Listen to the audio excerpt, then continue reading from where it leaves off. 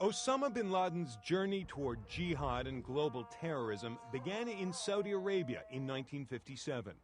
He was the 17th of more than 50 children of a self-made billionaire. Osama was more religious than the rest of us. He did not like to listen to music or to watch TV. Most of his brothers were educated abroad, but Osama stayed in Saudi Arabia. Then, in 1979, Soviet troops invaded Afghanistan, and Osama bin Laden found his calling, helping the Afghans fight their jihad, holy war, against the communists. First, he raised money, used expertise gained from the family's construction business. Then, he took up arms. I've talked to eyewitnesses of the battles that Osama bin Laden was involved in, and whatever your views about him, he's not a coward. After the Soviets were chased out, bin Laden founded Al-Qaeda, the base, and turned toward a global jihad. The new enemy was America, which ironically had funded the Afghan resistance against the Soviets. When Saddam Hussein's Iraq invaded Kuwait in 1990, bin Laden went to the Saudi royal family and offered his followers to defend the holy sites of Mecca and Medina. Instead, the Saudis invited in U.S. troops. When U.S. troops were placed in Saudi Arabia as a result of Saddam Hussein's invasion of Kuwait, that was a kind of turning point for Osama.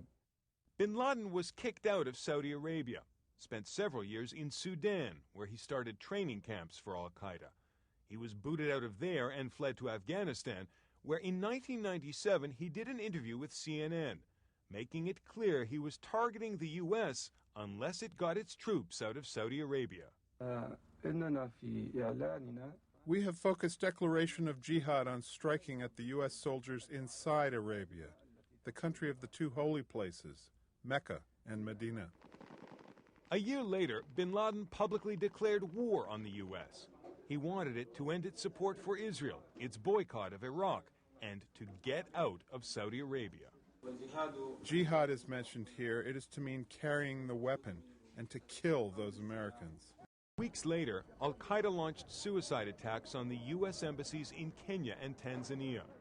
U.S. plans to grab bin Laden in Afghanistan never made it to President Clinton's desk, and the emboldened Al-Qaeda launched another attack in 2000 on the USS Cole, killing a number of sailors. Then 9/11, attacks inside the United States. Later, bin Laden would gloat that the plan succeeded beyond his imagination. They were overjoyed when the first plane hit the building, so I said to them, "Be patient." But bin Laden, who had been contemptuous of America, had overreached. The U.S. invaded, and bin Laden became a man on the run. He was last seen by people not within his inner circle at the Battle of Tora Bora in November and December of 2001. And believed to have been wounded there by the U.S. bombing. But he escaped. Intelligence officials believed he was likely in Pakistan. From then on, bin Laden communicated with his followers online and through numerous audio and video messages, attempting to keep himself relevant even in hiding, all the time warning the West that Al-Qaeda would attack again. We want to restore our Islamic nation's freedom. Just as you violate our security, we violate yours. Bin Laden's legacy, I think, is a kind of an ideological way of looking at the world, which he's communicated to a lot of people, which I don't think is going to go away. But now, finally, news that the world's most wanted man has been killed. Jonathan Mann, CNN.